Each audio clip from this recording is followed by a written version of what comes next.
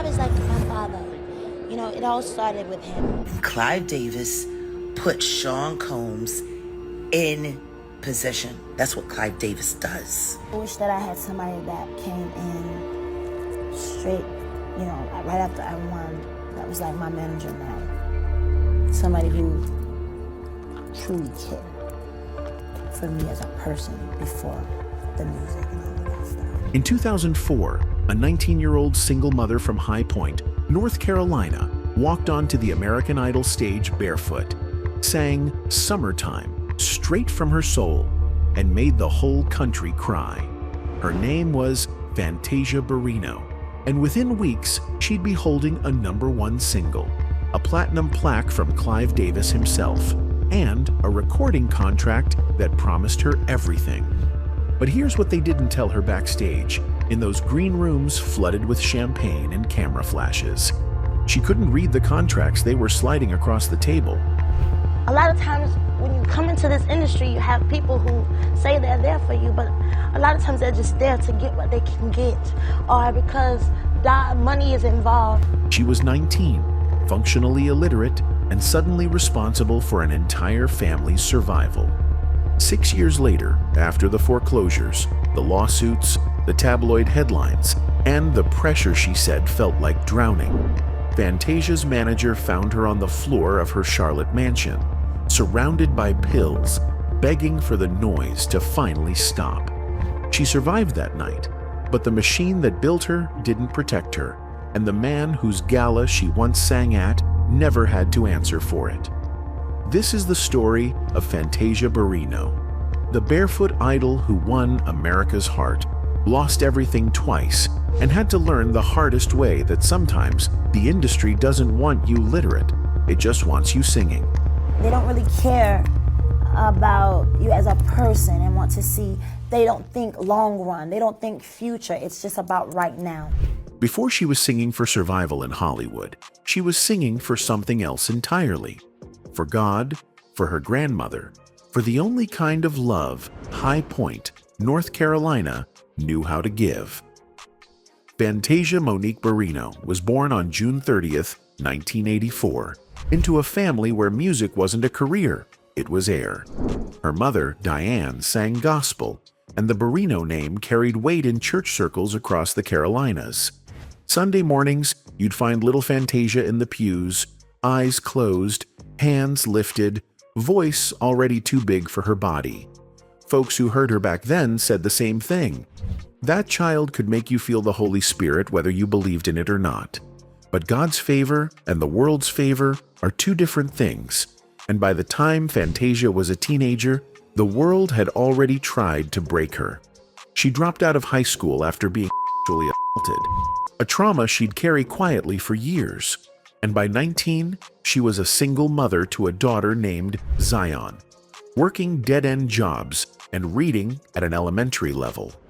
The contracts she'd sign later, the ones promising her millions and stardom, might as well have been written in another language. Because to her, they were. When she walked into that American Idol audition in 2004, she wasn't chasing fame. She was chasing rent money and a chance to give Zion something better. She sang Proud Mary for the judges, barefoot because that's how she felt most grounded, and Simon Cowell, who made a career out of breaking people down, couldn't find a single thing to criticize. Week after week, America watched this girl from High Point pour her life into every note, turning pain into power, turning summertime into a eulogy for every dream deferred. She didn't have the polish of the other contestants, didn't have the training or the stage presence they taught you in vocal coaching sessions. But what she had was something you can't teach.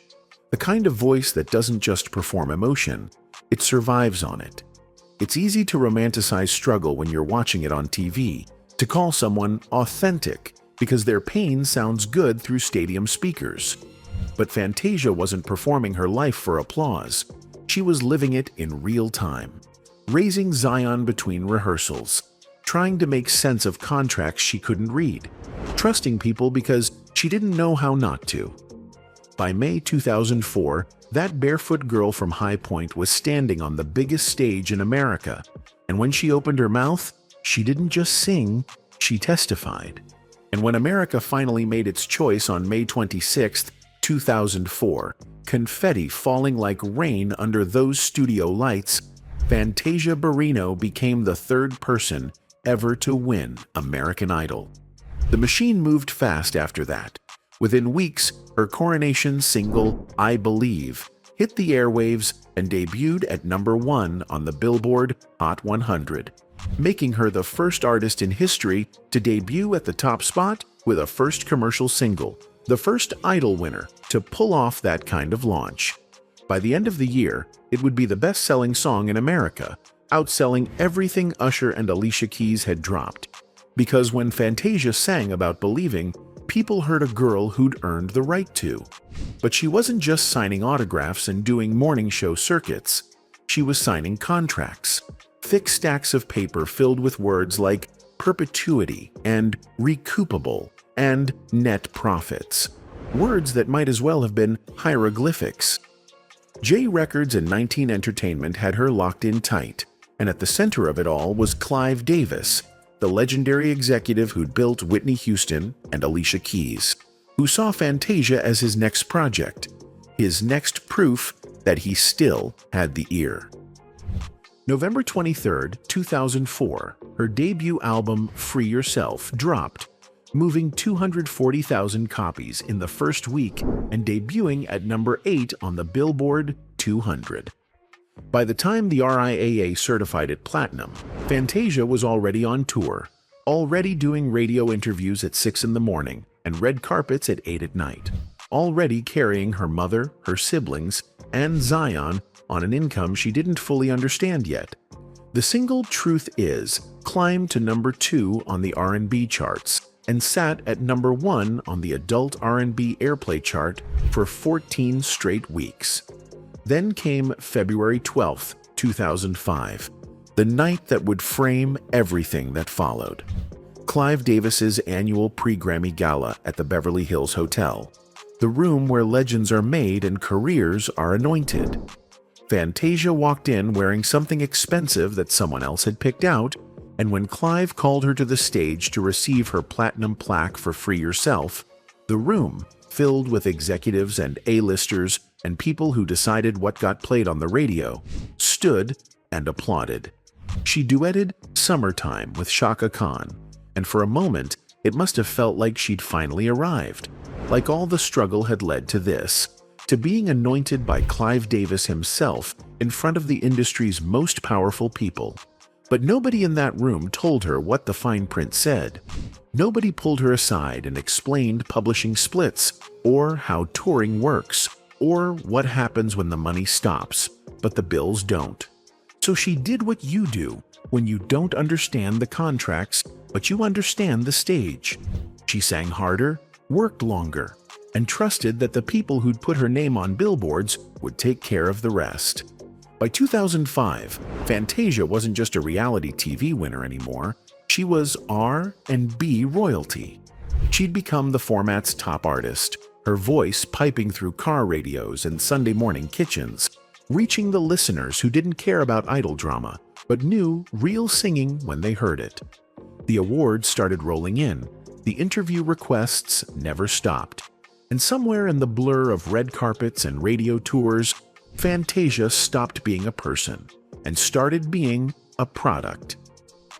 December 2006 brought her second album, Fantasia, and with it came When I See You, a slow-burning ballad that would spend 8 weeks at #1 on the R&B hip-hop chart and eventually land at #8 on Billboard's decade-end R&B list.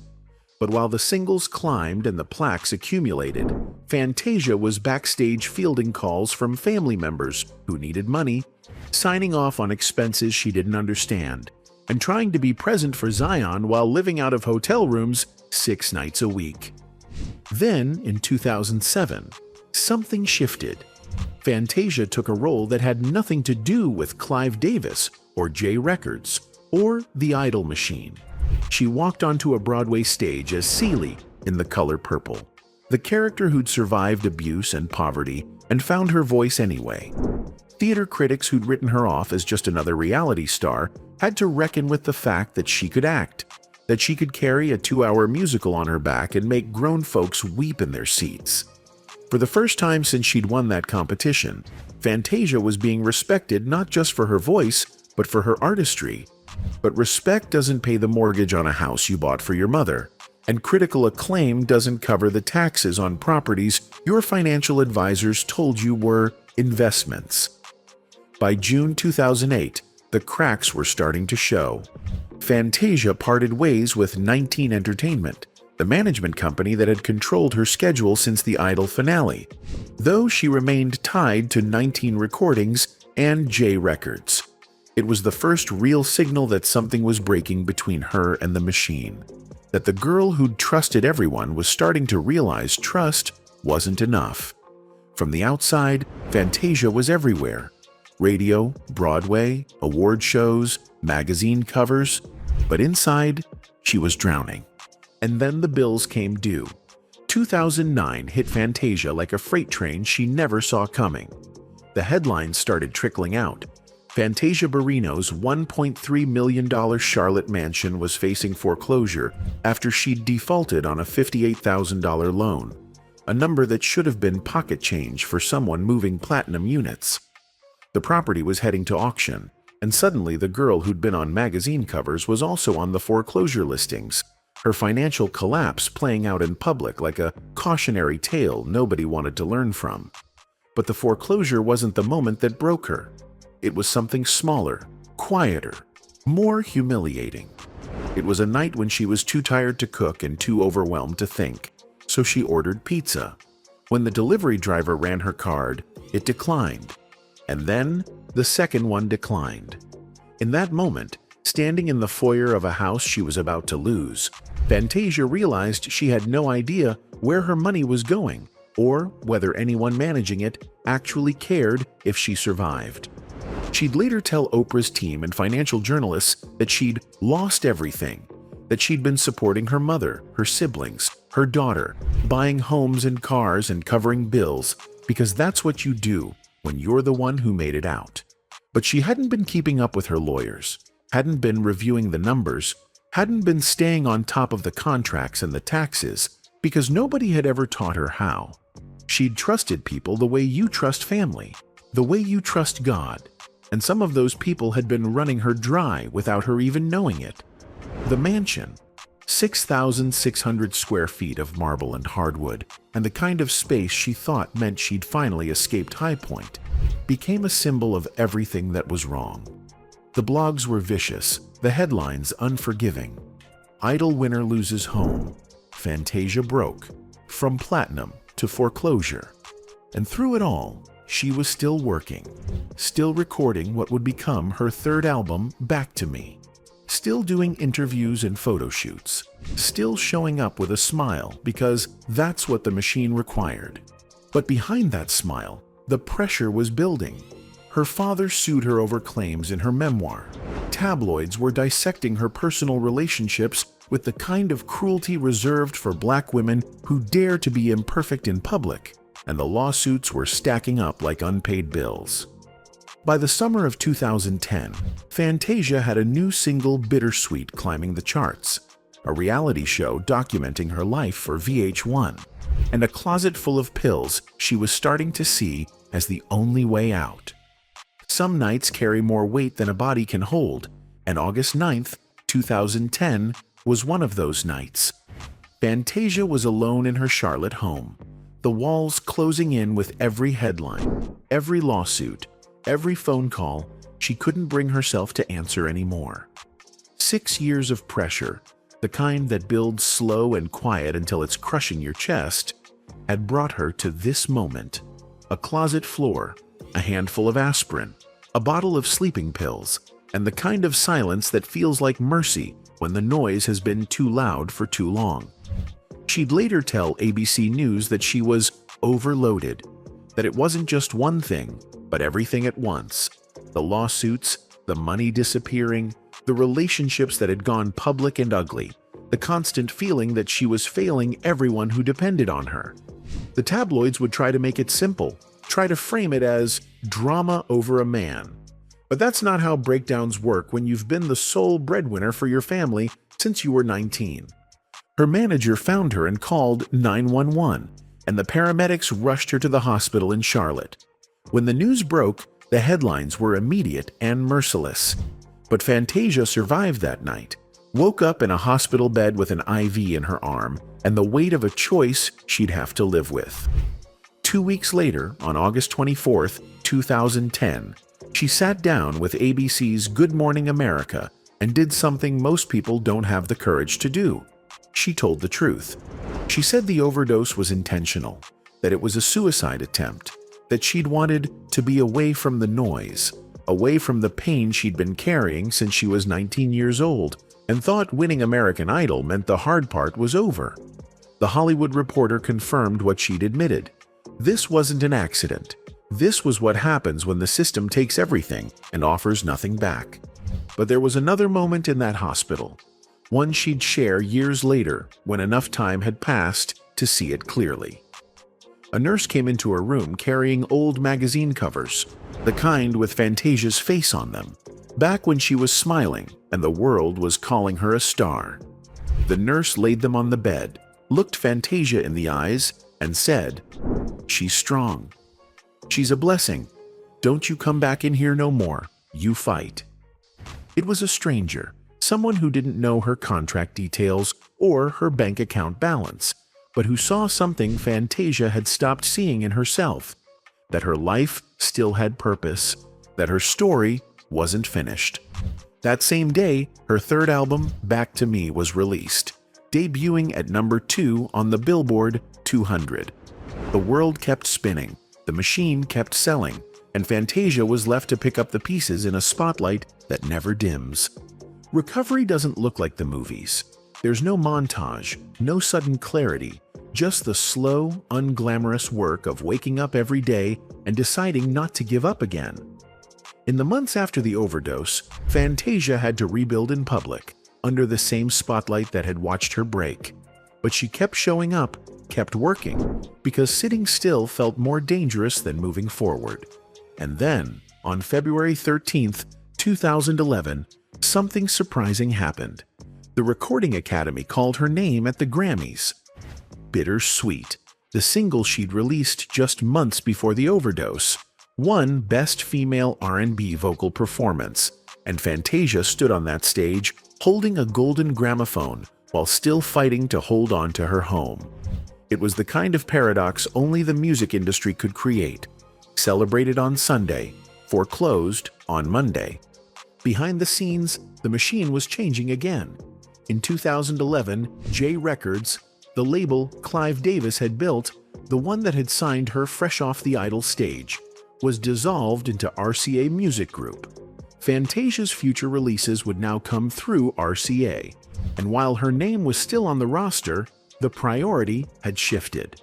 By 2013, when her fourth album, Side Effects of You, dropped and debuted at number 2 on the Billboard 200, it was clear she still had a loyal base, still had people who believed in her voice, but the mainstream had moved on. That same year, in February 2013, Fantasia signed the deed to her Charlotte mansion over to the bank, finally ending a foreclosure saga that had dragged on for years. It wasn't a victory, but it was closure. Then, in 2015, something shifted again, this time in a direction she hadn't expected. She met a businessman named Kendall Taylor, and after a whirlwind courtship, they married. She'd later tell interviewers that she thought she had too much baggage for love, that the industry had left her too scarred to trust anyone again. But Kendall became the kind of partner who didn't need her to be a product, just a person. But sometimes the story you need to tell finds you when you're finally ready to hear it. In 2023, nearly 2 decades after Fantasia first played Celie on Broadway, the call came again. They were making The Color Purple into a film, and they wanted her to carry it. At first, she said no. She'd just started trauma therapy, was finally unpacking the years of pain she'd been performing through, and the idea of stepping back into a character who'd survived abuse and poverty felt too close to the bone. But something about the timing made her reconsider. She took the role, and what happened on that set wasn't just acting, it was exorcism. She'd later tell press that playing Celie healed her, that embodying a woman who found her voice after years of being told she had none helped Fantasia reclaim the parts of herself the industry had tried to silence. When The Color Purple premiered on Christmas Day 2023, critics didn't talk about her like a reality show winner anymore. They talked about her like an actress, a force, someone who'd lived enough to make Celie's pain feel true. The film brought her to new audiences, younger people who didn't remember Idol, but saw a black woman turning suffering into art, and suddenly, Fantasia's story was being reframed. Variety revisited her 2010 overdose, but this time not as tabloid gossip, as testimony. Proof that survival is its own kind of triumph. By 2024, Fantasia was back on the American Idol stage, not as a contestant but as an elder, performing for season 23 and mentoring the next generation of dreamers.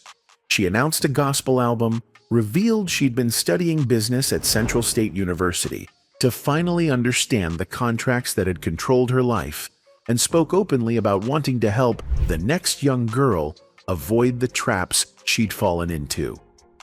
In 2025, she announced new tour dates with Anthony Hamilton, and rumors surfaced of a fresh label deal with Heavy On It Records and Republic. Another reset, another chance to do it right. Here's the thing about survival stories. They only matter if somebody learns from them. In the years since Fantasia's overdose, something shifted in how people talk about what happened to her. The YouTube documentaries that once would have called her messy or dramatic are now calling her exploited, pointing to Clive Davis and the Idol machine as architects of a system designed to extract everything from young black women and offer nothing back when they break. These aren't fringe conspiracy videos anymore. They're millions of views deep, comment sections full of people finally asking the right questions about who profits when the girl who couldn't read her contracts ends up on a closet floor with a bottle of pills. Fantasia herself has become more vocal about the lessons she learned the hard way, telling anyone who'll listen that young artists need to meet with their lawyers, understand their money, and never trust someone else to care about their career more than they do. She said it plainly. People could just be running you and using you and abusing your gift if you're not the one overseeing your own business. And she's still here, still working. Her touring schedule stays full. 2025 brought arena dates with Anthony Hamilton, proving she still moves tickets in the spaces where real R&B lives. The Color Purple introduced her to audiences who never watched Idol, and her streaming numbers show a catalog that never stopped resonating. She's raising 3 kids now, studying business at a university, prepping a gospel album, and building a life that doesn't require her to be famous to feel whole. 20 years after she walked onto that stage barefoot, Fantasia finally has what she was denied at 19. The tools to read her own story, and the voice to tell it on her own terms. Because Fantasia's story isn't just about a girl who won and lost and fought her way back. It's about what happens when the industry bets on your voice, but not your survival, and what it takes to finally sing for yourself.